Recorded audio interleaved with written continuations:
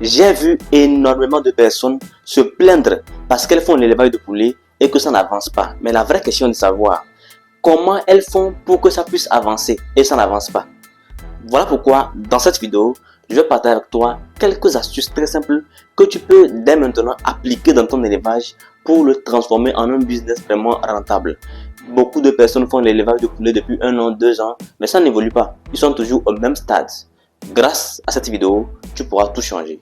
Alors si tu es nouveau sur la chaîne, déjà abonne-toi, active la cloche de notification pour ne rater aucune des prochaines vidéos. Et sans plus tarder, c'est parti.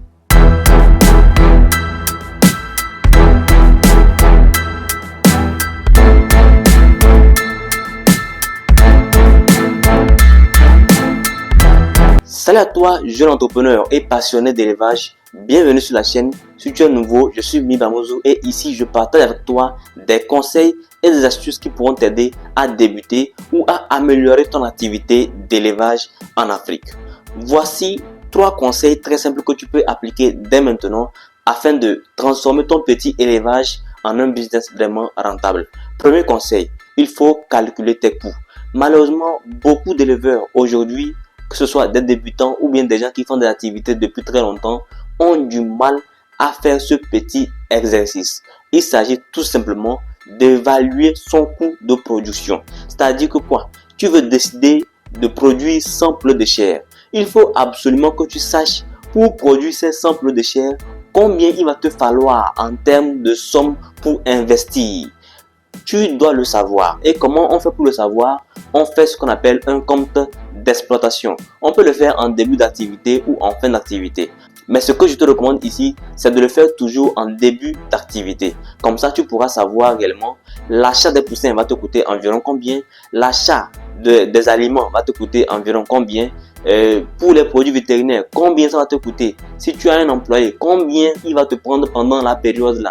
Tout ça, tu dois le savoir. Par rapport à ces différents calculs, tu pourras obtenir à la fin une somme qu'on appelle le coût de production. Donc ce coût de production, il faudra bien entendu le diviser par le nombre de poulets qui seront prêts à vendre afin de trouver le coût de production par poulet. Mais comme je vous le dis, ici on est en termes de prévision. Maintenant en fin d'activité, il faut le refaire pour être sûr de voir ce qu'on a réellement dépensé. Parce que ce que vous avez prévu, ce n'est pas forcément ce qui va se passer. Donc à la fin de l'activité, il faut refaire l'exercice pour avoir ce qu'on appelle le coût de production réel, que vous allez maintenant diviser par le nombre de poulets qui sont vivants, prêts à vendre, pour trouver le coût de production par poulet sur lequel vous allez augmenter une marge bénéficiaire pour donc vendre vos poulets, avoir non seulement la somme que vous avez investie, mais aussi un bénéfice qui vient donc vous rassurer que votre activité est rentable. Sans quoi, vous allez toujours vous rendre compte que vous gagnez de l'argent, mais vous êtes incapable de dire réellement combien vous allez gagner à la fin de telle ou telle activité. Voilà pourquoi des gens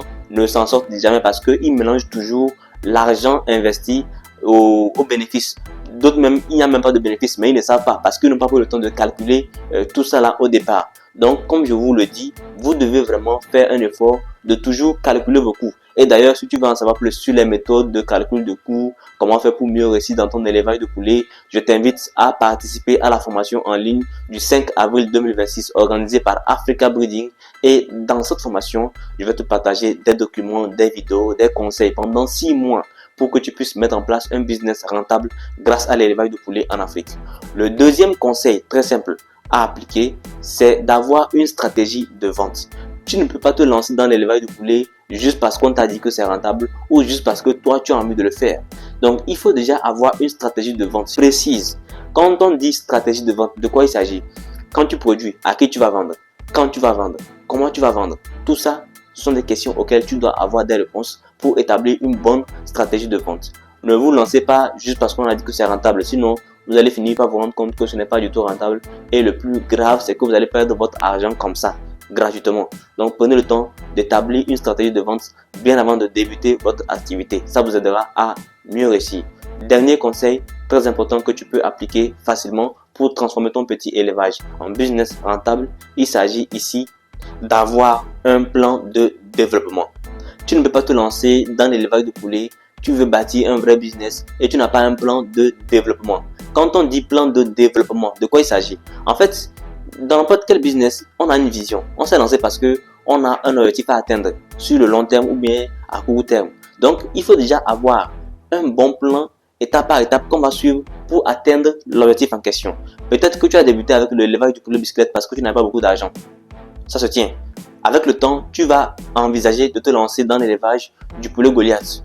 Avec le temps, tu peux aussi décider de te lancer dans l'élevage du poulet de chair de 45 jours et plus tard, pourquoi pas, avec les pondeuses. Tout est une question d'étape. Est-ce que tu envisages de mettre en place une vraie ferme rentable? Tu veux créer une grande entreprise grâce à l'élevage de poulet?